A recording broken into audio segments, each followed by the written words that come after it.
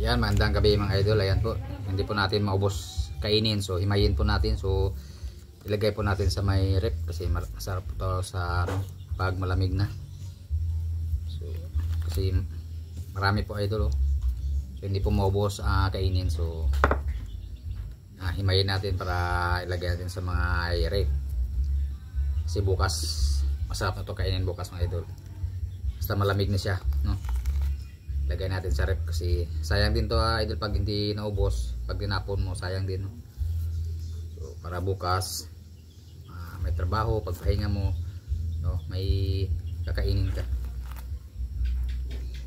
Sayang po, sayang idol kasi malaki yung ano niyo, no? Saka matamis pa, so pag tinapon mo sayang. Dapat ano,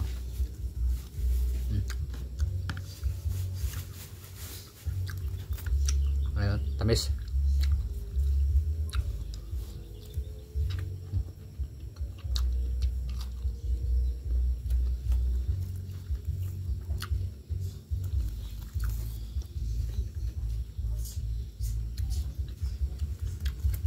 Ang sarap. Binigay lang sa may kabila idol kasi hindi rin nila maubos, so binigay nila ang iba dito sa amin. So yan lang po, magandang gabi, God bless, ingat.